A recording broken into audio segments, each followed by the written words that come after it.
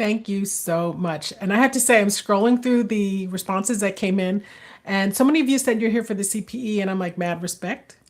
And I hope you get like a nugget to take away. There's one I wanted to call out though. Somebody said, why are they here? To turn a non accountant into an accountant. Yeah, I can't do that. But I will say this, and it's relevant to today's session. I have often done these sessions.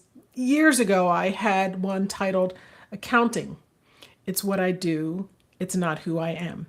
And I share that because when it comes to building teams in CPA firms and accounting organizations, whether it's a department or a team inside of a big company, sometimes we forget that. And I think peopleizing our industry, I just made that word up, is a really important thing to think about.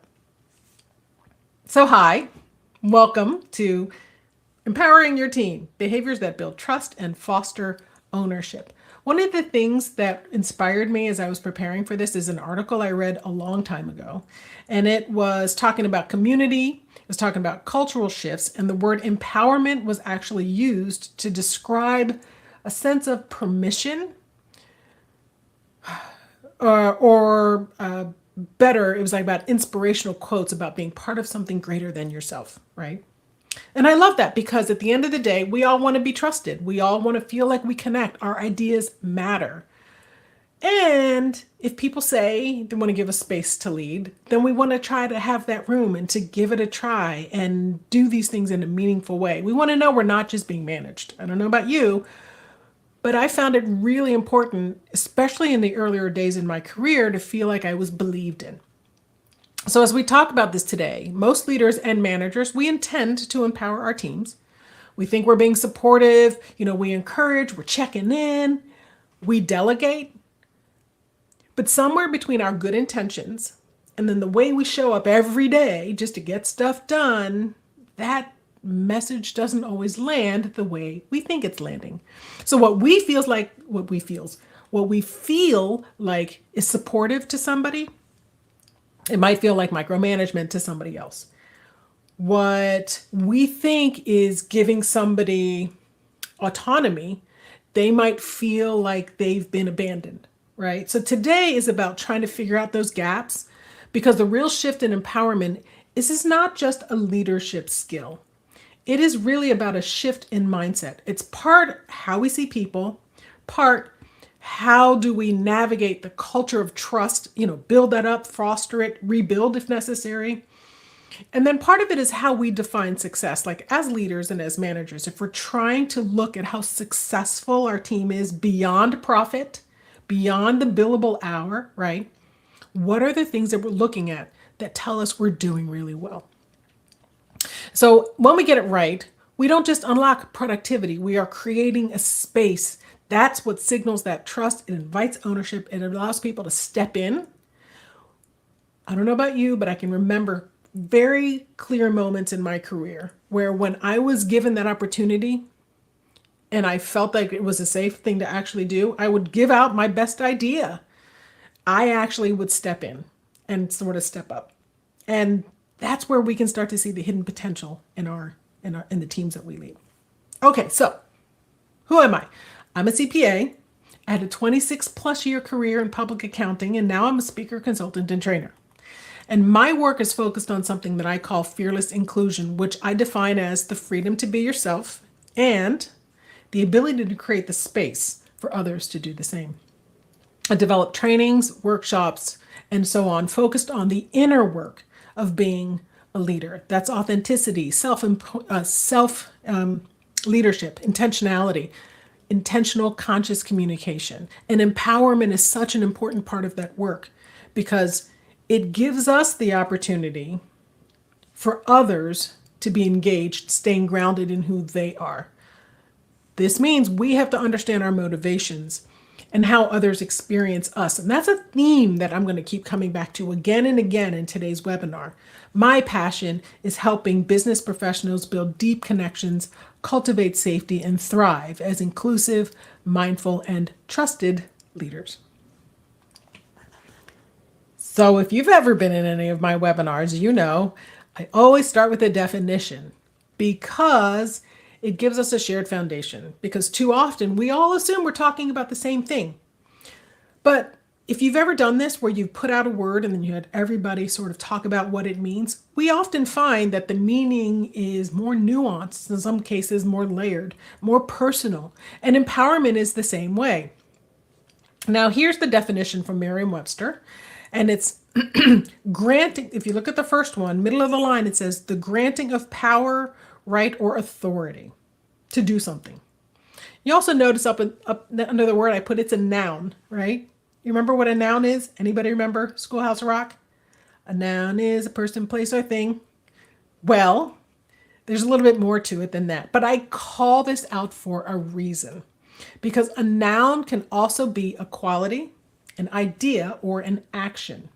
And that's important because when we think of empower and empowerment, we think of them as interchangeable, but they're actually not.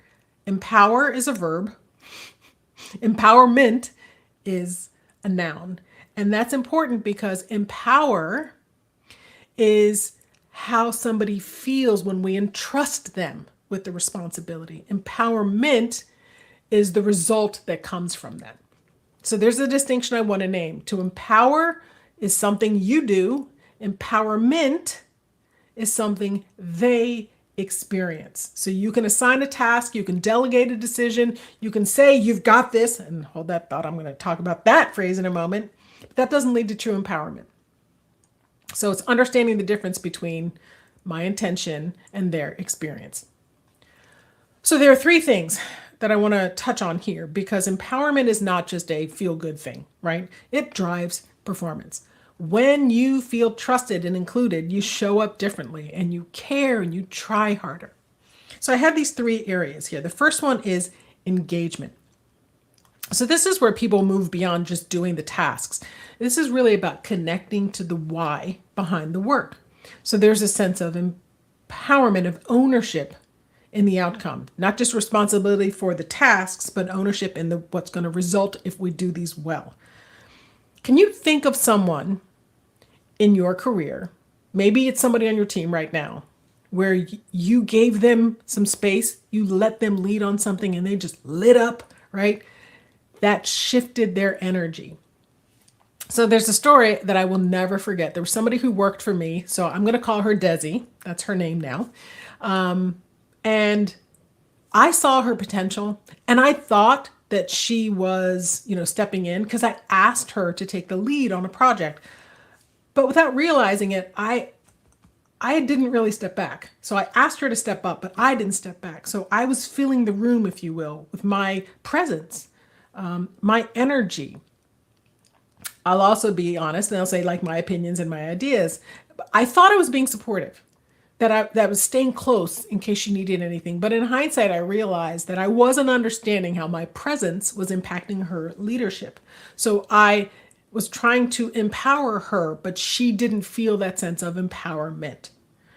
I was crowding the spaces that she needed to lead. She trusted me. She respected how I worked, how I thought, and all of that, but she did not trust that I would trust her way of thinking, her approach, and her instinct. That's the signal she got from me. So that was actually a big learning experience for me. It's a humbling experience. And when I finally did step back, she actually stepped up. She blew it out of the water. She did an amazing job. She brought ideas that I probably would have, not probably, that I would have never thought of. And I actually think on that particular project, she did better than I would have. Listen, I was a leader and responsible for a lot of things, but she was able to dedicate her space, her time, her energy to this project, and it went really well. That experience, above all other experiences today, to this day, I should say it that way, really taught me about what empowerment means. It's not just inviting someone in, it's getting out of the way. So if you hear nothing else from me today, hear that. Get out of the way. Okay, there's more to it though. The next one, innovation, right? So innovation requires freedom. Now, people will not offer bold ideas if they're afraid of being shut down or micromanaged.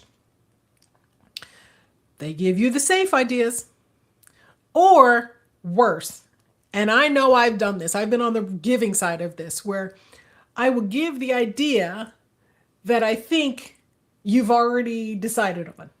So maybe the boss seems to be fishing when not really asking, right? That's not where innovation happens. Real innovation comes from not being told what to do. It comes from being asked to think differently or just tell us what you really think. We iterate, we dabble, we wonder, we tweak, we course correct, right? That's innovation. What are we asking for? Is something called intrapreneur, not entrepreneur. So an intrapreneur is someone who acts like an entrepreneur, but within an organization. So they take ownership for their work, they think creatively, they challenge norms.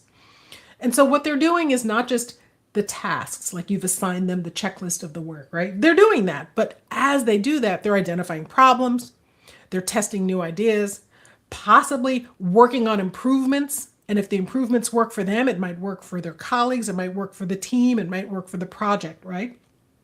So an entrepreneur is proactive, resourceful, and comfortable with risk, all in service of the goal for the team, the project, and the organization. So what sets them apart isn't just initiative, it's that mindset of possibility and ownership and impact. That's what thrives when they feel empowered, right?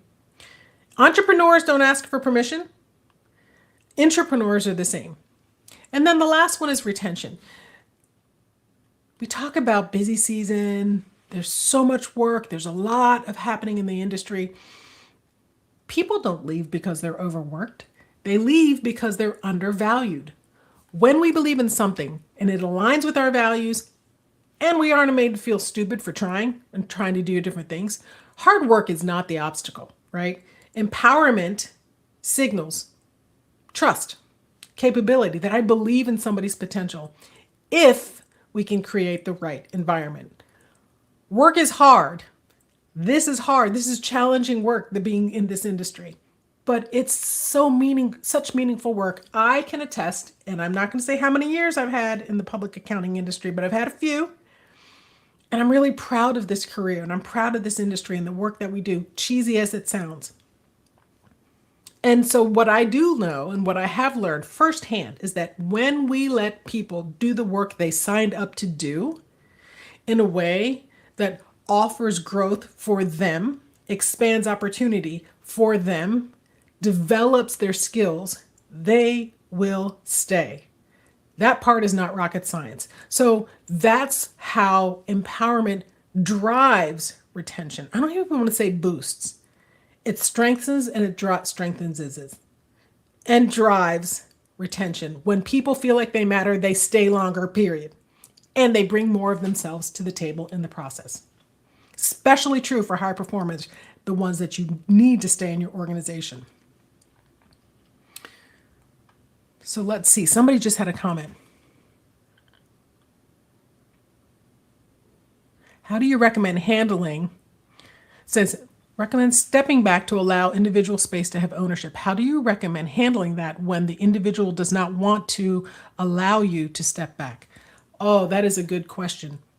We want to encourage people, but then they want to hold on, right? They want to hold on. And that's a matter of feeling comfort, feeling trust, and what we call psychological safety. Thank you, Jennifer, asking that question. I'm actually going to talk about that a little later when we talk about psychological safety, but you teed me up for this next section perfectly, because some of that balance you're talking about is maybe they feel like they're being encouraged. Yay, you got this. But they're not being empowered, right? Because those are not the same things. Excuse me. So, sorry. Here's the difference.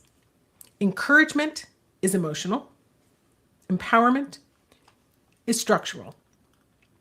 So when you say you've got this, or when you invite somebody to step forward, it can feel supportive. But remember earlier I said to some people it might feel like abandonment. And so some of that challenge for the question that you asked, Jennifer, it's just as much how we are showing up, right? And how we are letting something go. Because people don't want to feel like they've been set up for failure. And so it's really about that trust and it's about that communication.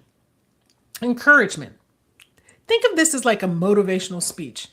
You feel when somebody's encouraged you feel good, you feel inspired. But what happens when there aren't specifics about what are the boundaries or what are the responsibilities or what are the shared outcomes, right? Absent those kinds of specifics, what can you decide?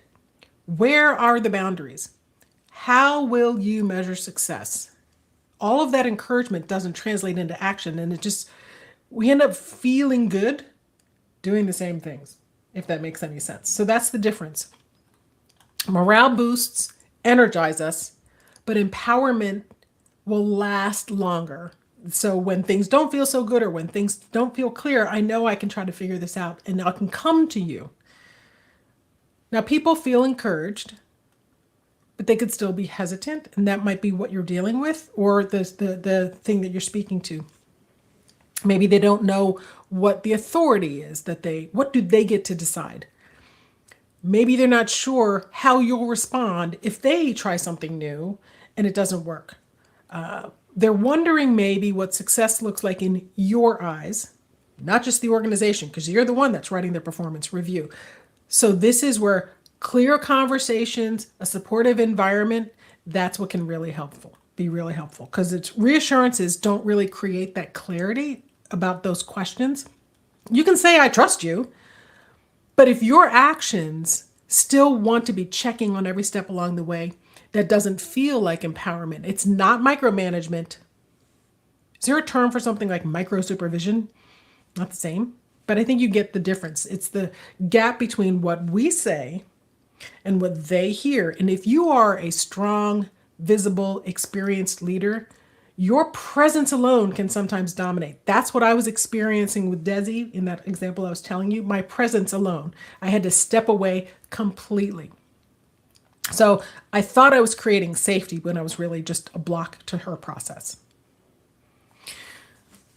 So this doesn't just happen all at once, right? Like, it's not like I just decided, you get to own this, you got this, right? There's more to it. And I put this in a triangle, but it's not exactly a hierarchy per se. It's more like layered, where each piece supports the piece above it. So when someone takes ownership, it's because there's certain conditions in place.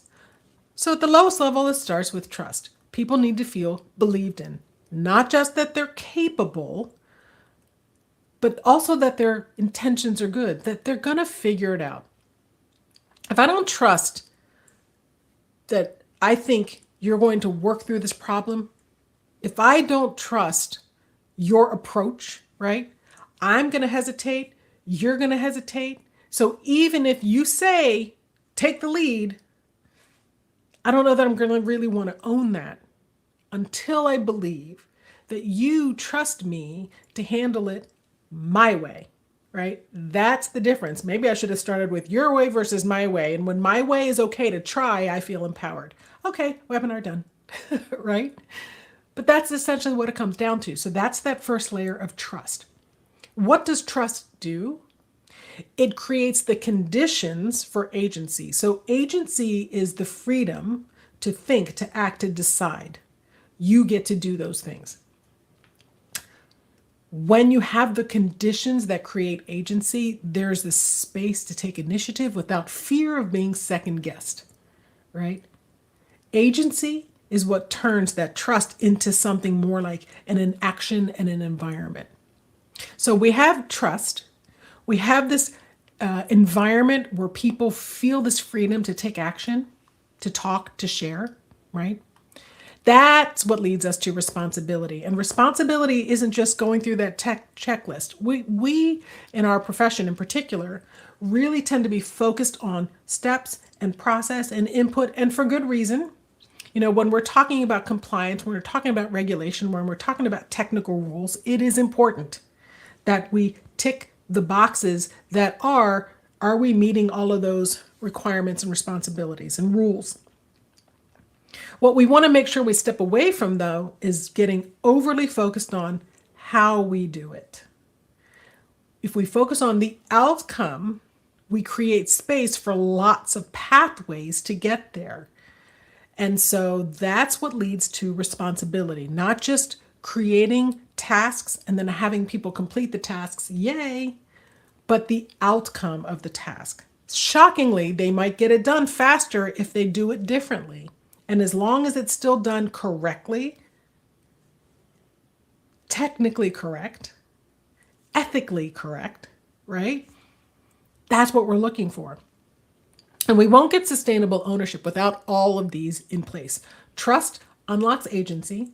Agency unlocks responsibility, and responsibility will deepen and strengthen and get encouraged through trust and agency over time. So I built a tree, and I like this tree, the roots of empowerment. And I say that because so often we see what's above the surface, but we don't necessarily see what's below the surface, that the behaviors you see above, initiative, action, resilience, confidence, voice, follow through, creativity, collaboration, right? All of those behaviors, we will not see them if the stuff below the surface hasn't been nurtured, right? So empowerment doesn't just start with your team. It's the environment that you create for the team. It's the soil in the tree, if you will. I often describe organizations as ecosystems because everything affects everything. So thinking about this tree, for example, you'll see the leaves, the branches, the flowers, the fruit. None of that exists without healthy roots and nourishing soil. And you don't get to see the roots. I'm looking at my backyard. Even with the trees where you see the roots coming up a little bit, did you know that roots can extend, depending on the size of the tree, for, I was going to say like a mile. I don't think it's a mile, but a lot longer than you realize. And they're intertwined in a forest with the other roots and all the surrounding trees. That's the community and the network I'm talking about in our organizations. And if that soil is depleted, it does not matter how much you water it. It doesn't matter how much sun you give it. You're not going to see that beautiful blossom and bloom. So we have to go deeper to get to the source in order to see what's thriving. So these roots, trust, psychological safety, consistency, and openness, these are not just nice to haves. They're what make it safe for people to take risks. So as leaders, we want to ask ourselves, are we nurturing our organization? Are we doing all of these things? And it can't be, I can't decide there's trust here. Has to be shown through behavior and action and output. So empowerment, what you believe about leadership, whether it's conscious or unconscious, shapes everything about how you show up. So a lot of this, the ability to create this environment, is going to be about us really thinking deeply and about what we believe as leaders when it comes to what this looks like. It informs how you delegate, how you respond when people make mistakes. Do you create an offer space or do you intervene? And I don't mean intervene just literally, but psychologically. Is there an emotional energy drain?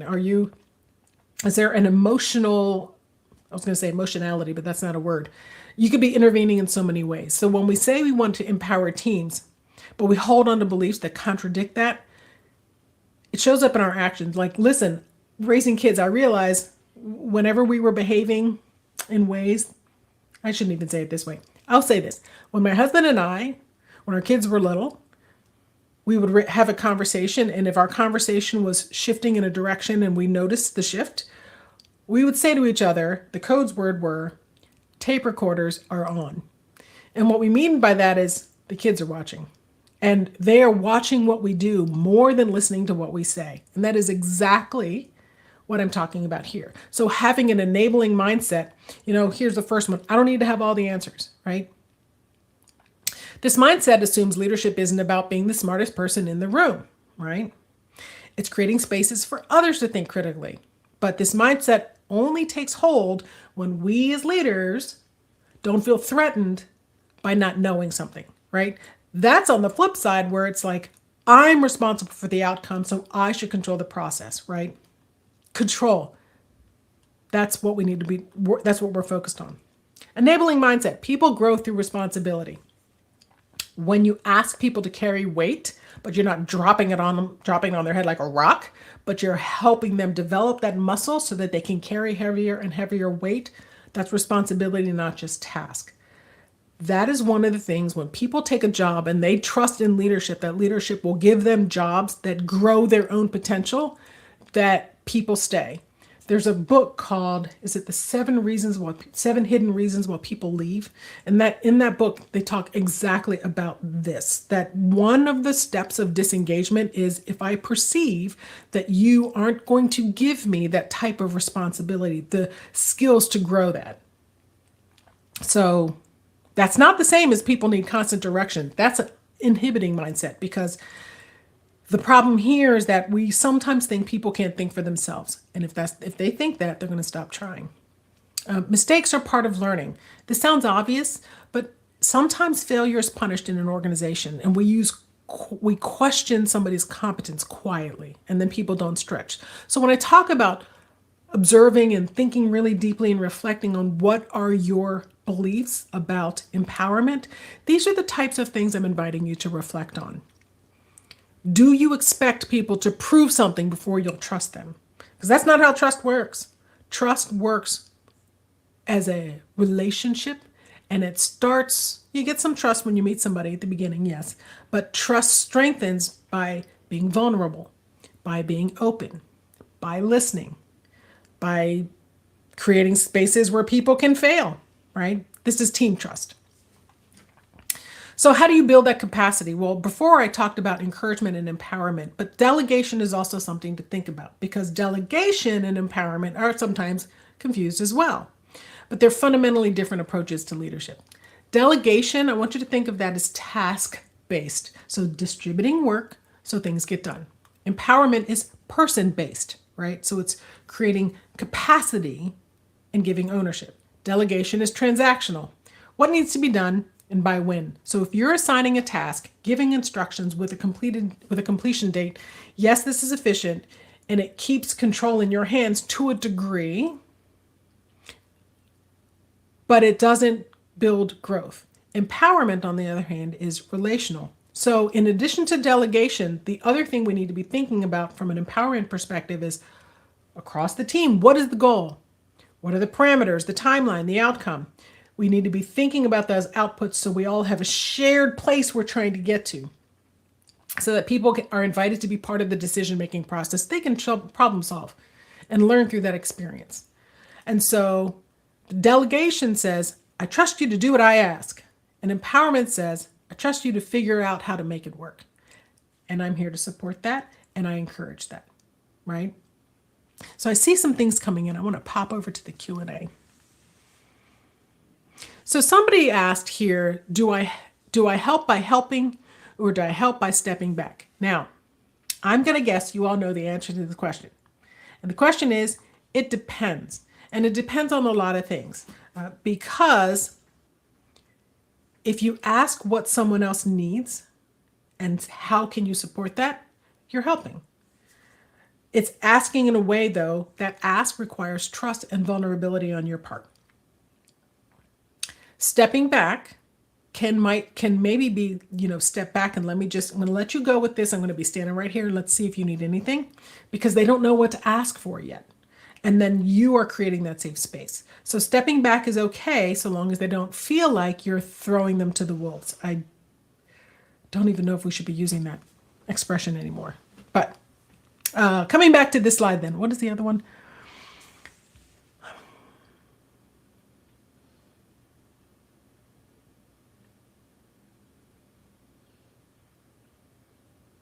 This is a good one. All right, it's a long question. I'm sorry for this long pause, but Heather asks this. I'm a college teacher who is a faculty advisor for a student group. I currently have a situation where a student needs to complete a couple of tasks in the next week or so. Is it more empowering to ask them to let me know when they complete the project? Or is it better to simply set a due date, set the expectation, or do I ask him to set his own due date? And I think there are a couple of different things here at play, Heather. And so not knowing more about the situation, I can only go back to like an experience that I might have had with somebody on one of my teams. And I think it's a couple of things. Checking in from time to time and checking in to see how are they doing? Is there anything that they need help with? Confirming that they have all of the steps and that they're understanding the steps. And if there's helping them understand that can be empowering, that can be supportive. We have to be careful, though, when we're asking these kinds of questions that we aren't going, well, do you really know? I don't know if they have it right, or if we're correcting that. Because part of the learning for them is the stumble and the fix. We learn when we make mistakes and recover from them safely. We don't want to take ridiculous risk. Calculated risk is okay. And sometimes failure isn't necessarily bad. I was talking about this at Sunday dinner. We had a family get together last week. And I don't know how the topic came up, but I was talking about how sometimes you have to let your kids fall down, but they have to know when it's safe to fall. I can't let my kid fall in a dangerous situation, but I can let my kids fall so they learn what not to do. And so that's kind of what we're doing here. Share that due date, share that expectation, confirm they have their list, and let them run through it. And sometimes they might not hit the mark, but that's okay. That is what we call here building responsibility. So it's this thing here where you see encouraging somebody to step in, and then you trust their process. Just know their process. So talk about trust as a mindset, but it's also a pattern of behavior, not something you say. It's what people experience with you.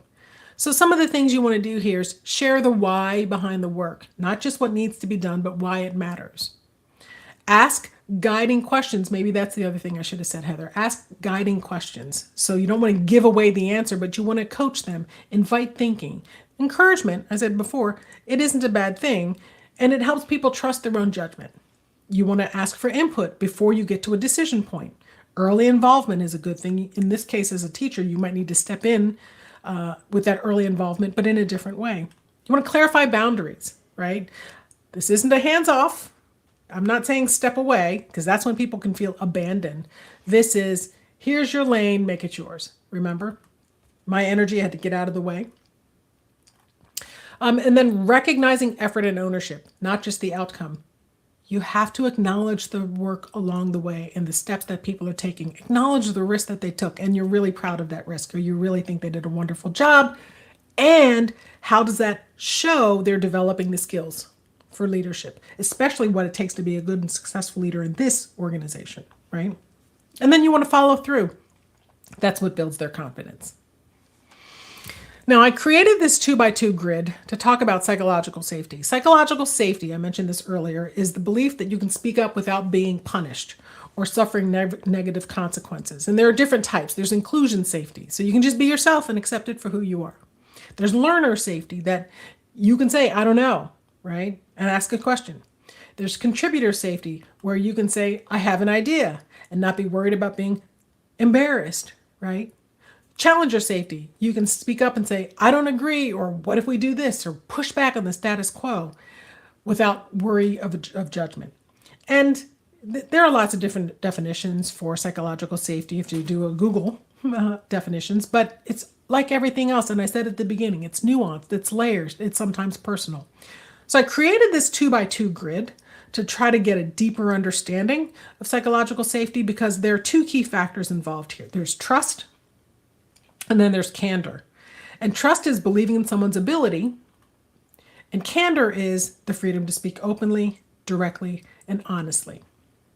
It's not being insensitive or thoughtless, but it's about being straightforward, right? So we assume that people will speak up if they have something to say. We know that that doesn't happen, right? So let's talk about why. Bottom left, guarded. People are in a guarded environment.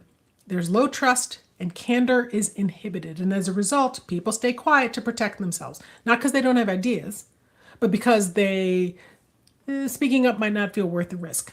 This is where you hear silence in your meetings. Go to the bottom right, and this is what I call the strategic zone. So candor is encouraged. We invite people to speak up, but there's still not a lot of trust. So the speaking up that you hear are people, it's calculated, it's filtered, it's cautious. And any feedback that you might be getting, or the team might be getting, is polished, let's just say. Top right zone, relational zone, top left, relational zone. There's a lot of trust in our team, but maybe we avoid tension. Maybe we avoid difficult conversations, or we try not to have disagreements. So we are always trying to agree. So there's trust, but it's fragile trust.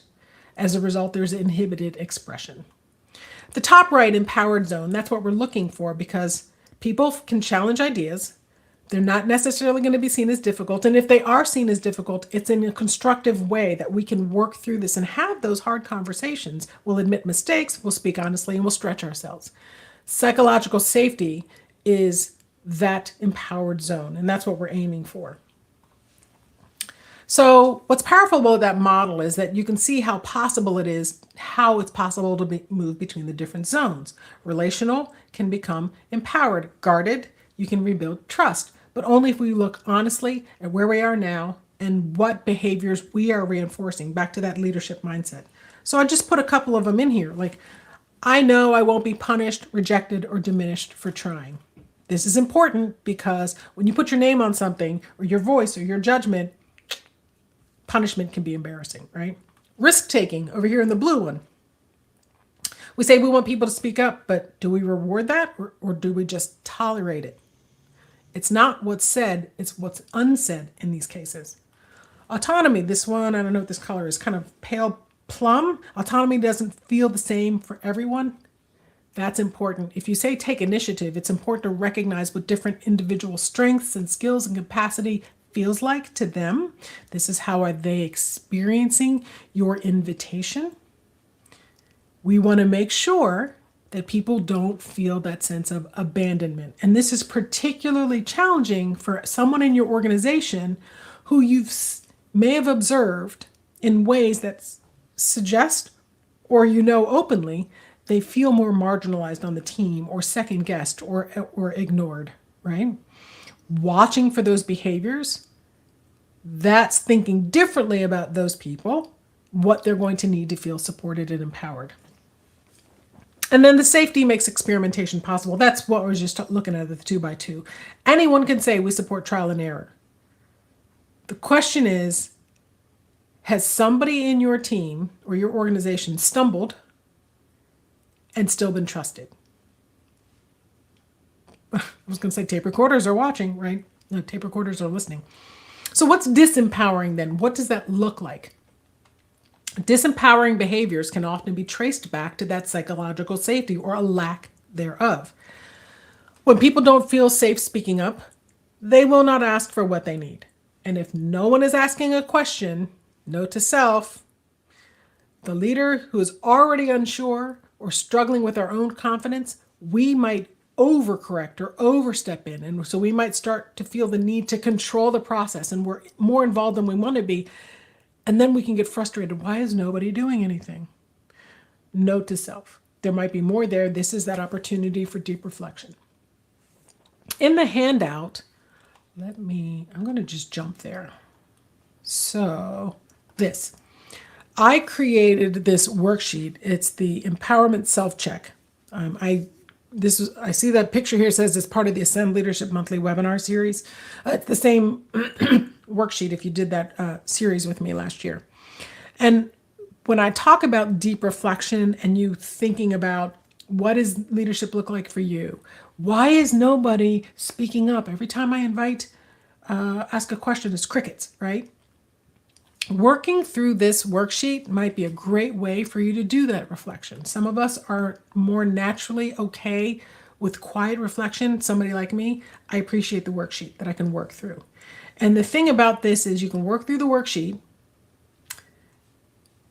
pause, notice, set an intention, and then check back in 3 months later, 6 months later to see, are you starting to make movement in the direction you want? Are you still seeing these disempowering behaviors, if you will? So unclear expectations, right? This is where people aren't sure and they're confused, but they don't want to ask, and nobody's asking, so we just assume everybody's on the same page, even when they aren't. There's a saying, you get what you paid for, right? Well, vague direction in, vague results out. And then there's that feedback, the inconsistent feedback. This is one of the big things that gets filtered. especially when feedback is going up and sometimes over. And then when it's going down, we're focusing sometimes on the wrong things. We're looking at the tasks and not at the opportunities for growth, right? It's all about the framing. Not what did we do wrong? The framing is what did we learn from this? How can we apply this? What can we do going forward? What's a win that came out of this, right? So this is how we can start to get real information and open up and improve our team performance. Relational power. I wanted to make sure I touched on relational power because this is the influence someone holds. It could be because of their relationships, their status, their access, or just their ability to connect with others. And relational power isn't inherently a bad thing. And in fact, the term relational power, it might suggest that there's a problem here. But when used well, it can strengthen trust. Influential leaders can act as mentors and sponsors and champions. They're in positions, whether it's by title or reputation or by influence, where they can help others grow and succeed. The issue isn't relational power in and of itself, it's how it is used. It can elevate or it can protect, right? So that depends. When misused, it can reinforce a clique. It can lead to favoritism.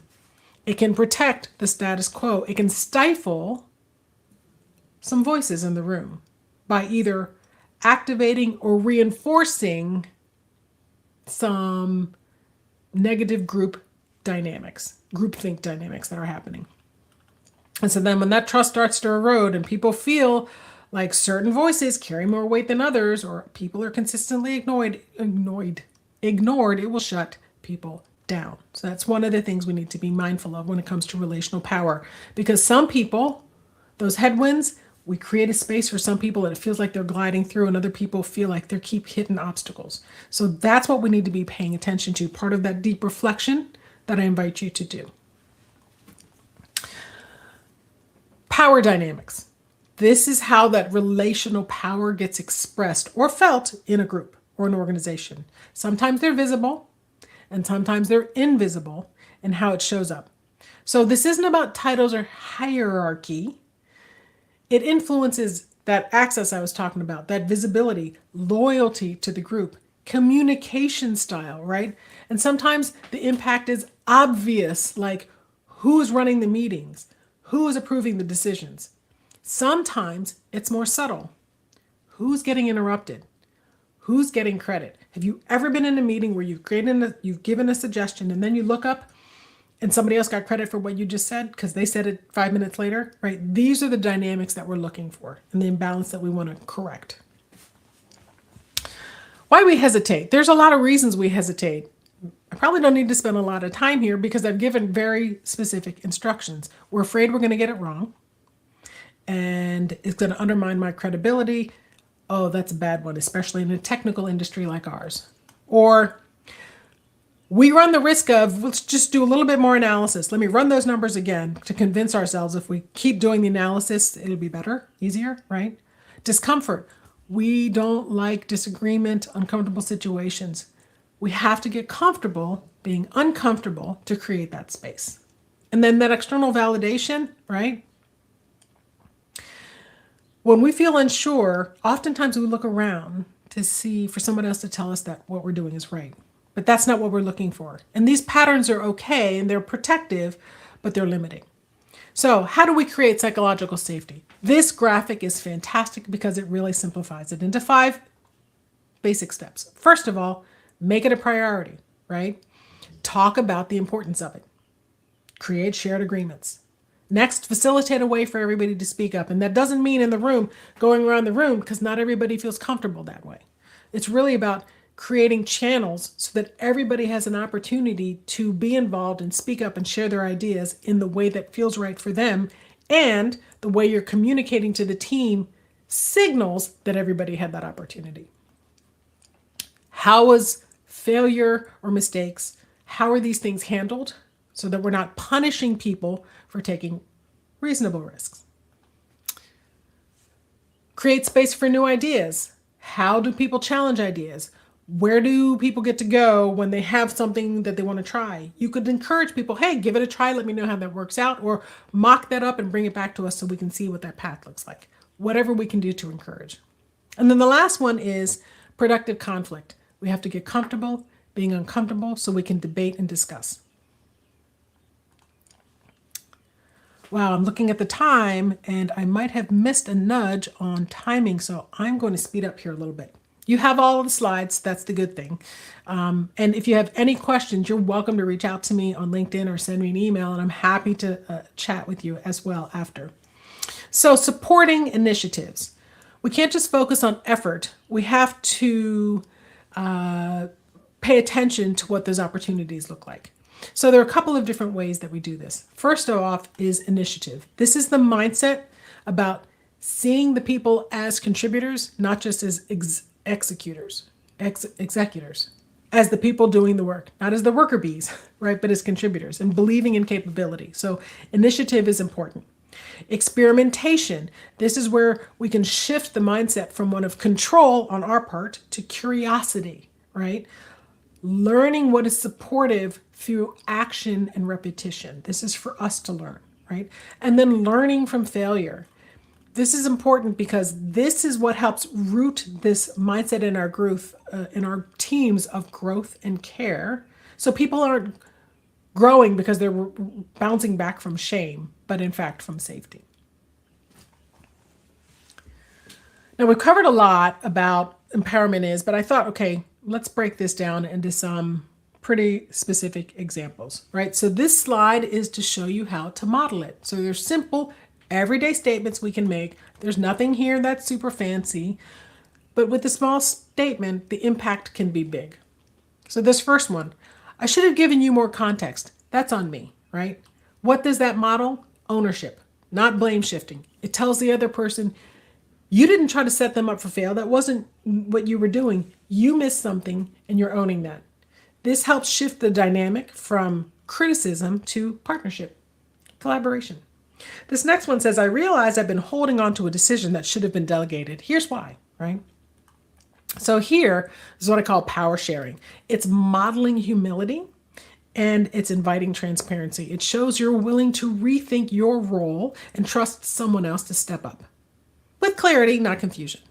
This next one, this is where we're going. Here's what I know and what I don't, right? Again, transparency, also vulnerability. Vulnerability goes a strong way to say, we're in this together, we'll figure this out. This builds that trust, right? To acknowledge the unknown. Let's rewind. My tone was off just now. I want to reset, right? That's emotional accountability. You're modeling the ability to self-correct without defensiveness. Next one, I've asked a lot of questions. What's still unclear? Oh, I should say, what's still unclear? Is there anything that's still unclear? I guess the tone of voice in there matters, right? That's self-awareness on your part. It shows you're conscious of how you're showing up and trying to understand how it lands, right? And then this last one, I realize I've been focusing on the inputs and not the outcome. Let's circle back. So what is this signaling? That vulnerability? You're not afraid to course correct if it serves the bigger goal. So a couple of things that you might want to try. Disempowerment.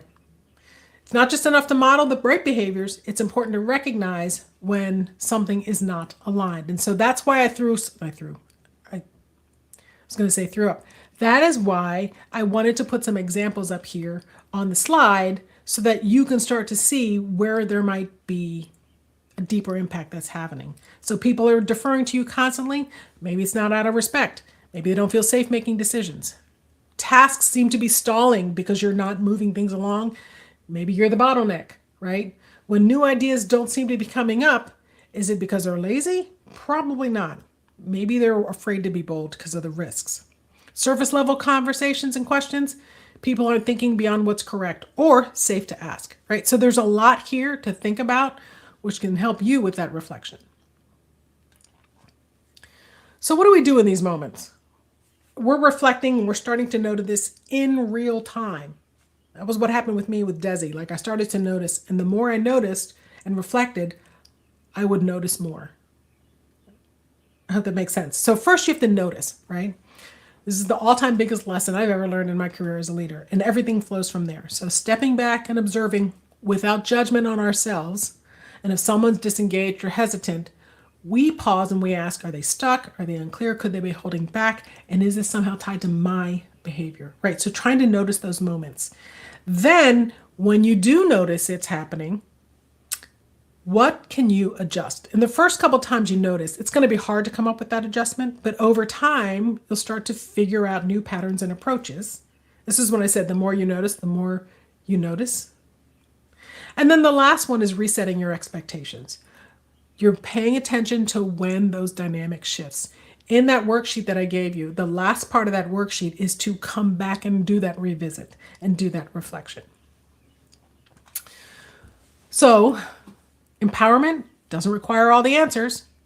It begins with better questions. So here are some questions that I thought would help with that reflection. Things to think about and consider, the things that you ask yourself, what you ask yourself most often and reflect on are your areas of growth. So this quote, I love this quote and I'll leave you with this because we can say all the right things in the world. We can do all the best things, right? We can have all the best ideas.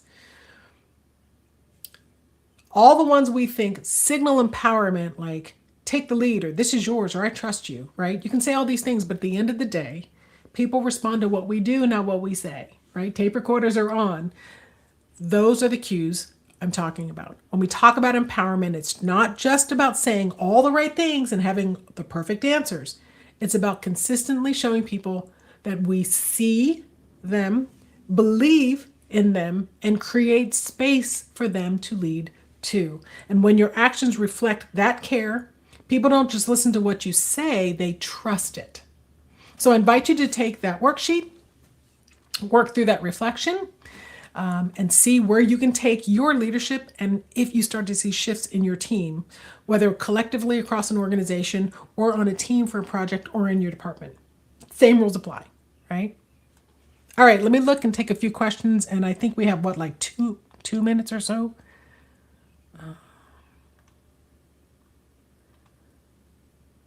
Nope, that's a technical question. All right, let me scroll in. If you have any thoughts, also please do share. How do you not recheck when errors are discovered and training does not always impact the quality? I'm not sure I understand that question, but let me think. If you're doing training to address a challenge and it doesn't seem to be changing or impacting the work, then I think there are a couple of things at play. One could be the style of training doesn't match the situation. And it could also be that different people need different things to be successful, or we're training on the wrong thing. So, and if we focus so much on task and technical skill, it might be missing things like emotional intelligence, self-leadership, building trust. We have to also think about how we show up. It's not enough to have a skill. It's also important to know how we show up as we are executing that skill. Because all of us can learn to, the example I was going to use right now is standing up and doing a training, right? You can learn to stand up and explain things to people, training.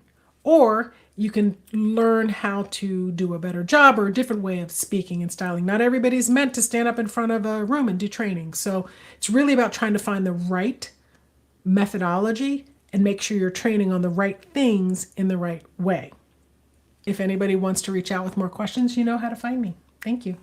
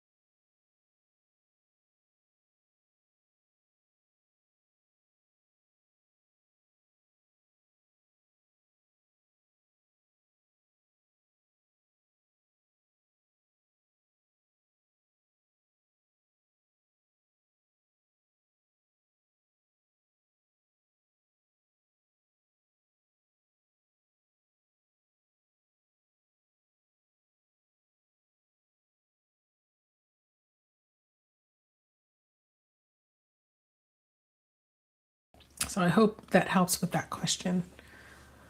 Where are we? I think So now we are just about out of time. So if you have any quick concluding remarks before we go ahead and wrap up, I think now is the time, and then we can go ahead and close out. No, I think that that's what I wanted to share. And as I said,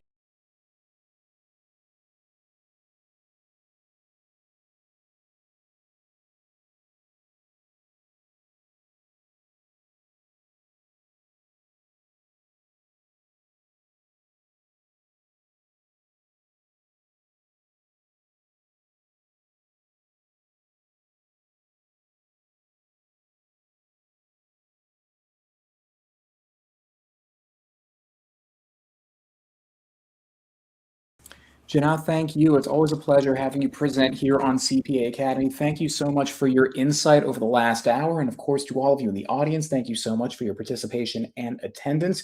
If anybody does have any quick remaining questions or comments, you can go ahead and add those into the Q&A. We will send those over to Janelle as the webinar concludes.